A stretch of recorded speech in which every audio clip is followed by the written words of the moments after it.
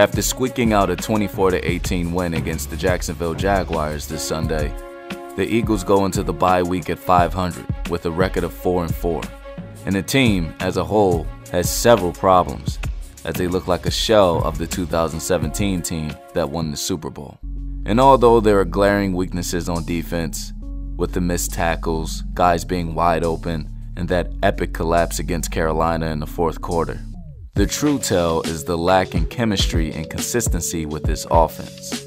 Last season, the team was 6th in the league with only allowing about 20 points per game. However, and not including that trip to London, through the first 7 games, the Eagles actually rank 4th this season in points allowed with 18 points per game.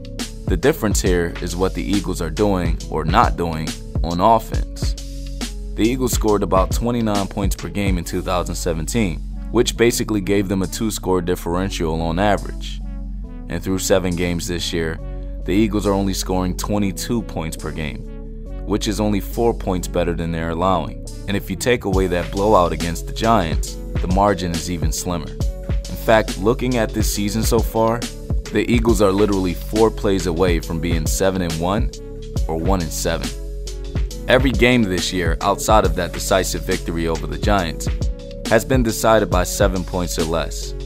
And of the 4 losses, the Eagles would have opportunities late in the game to close out and take the win. So what is the cause for the Eagles' inconsistent and gut-wrenching offense? Could it be the loss of offensive coordinator Frank Reich and quarterback coach John DeFilippo? Is it Carson Wentz?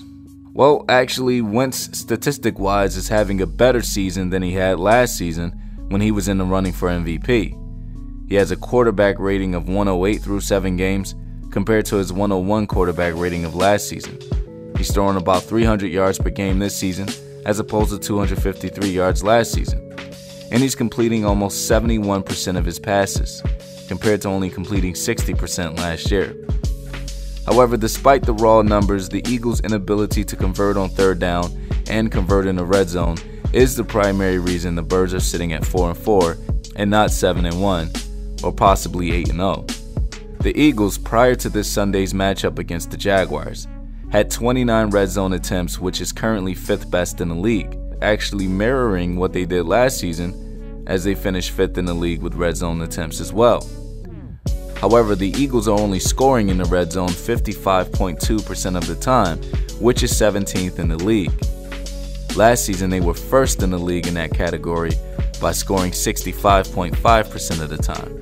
The Eagles are also 17th in the league in third down conversions, converting just 39%, whereas last year they were 4th in the league, converting over 41%. The Eagles have also been one-sided and predictable, where they were 3rd in the league in 2017 in rushing with 136 yards per game. This season, the Eagles ranked 22nd in the league with just over 100 yards.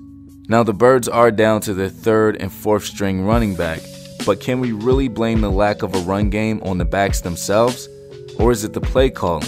In 2017, the Eagles ran the ball 45% of the time, compared to just 39% of the time this year through 7 games. And in that epic collapse against the Panthers, after running the ball 8 times on a drive that would put the Eagles up 17-0, the Eagles wouldn't run the ball again at all until under 1 minute left in the game on the drive that they needed to score to come back and win.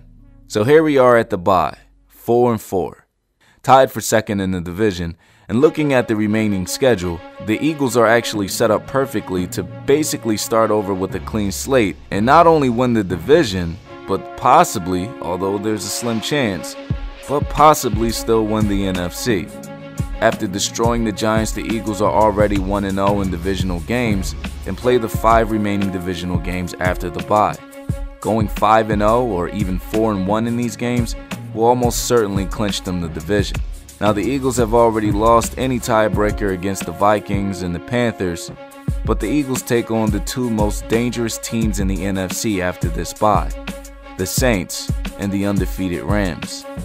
Winning these 2 games would not only make a statement and give them the momentum of having to face them again in the playoffs, but again, as unlikely, especially with the Rams being 8-0 and looking at their remaining schedule, but there is a possibility that the Eagles could take the tiebreaker over the Rams or the Saints by winning those 2 games. To do that, the Eagles will definitely need better chemistry on offense, a more balanced run game, and they need the defense to create turnovers. The 2017 Eagles defense gave up the huge play constantly, but it was the turnovers that made them successful. The Eagles had 12 takeaways through the first 7 games in 2017, compared to only 6 this season. So what do you guys think after the bye? Can they pull this off? Can they get the offense in rhythm? Can the defense create turnovers? Can the Eagles take down the 2 most dangerous teams, not only in the NFC, but possibly in the NFL? Can the Eagles dominate this division and be the first NFC East team since 2004 to win the division back-to-back? It's not a lack of talent. It's not the injuries. The Eagles pulled off the win versus Jacksonville with both starting tackles out. The Eagles won the Super Bowl with their backup quarterback last year. And again, we're looking at 4 plays being the difference between 7-1 and 4-4. They have to get the chemistry together. They have to start dancing again. The time is now.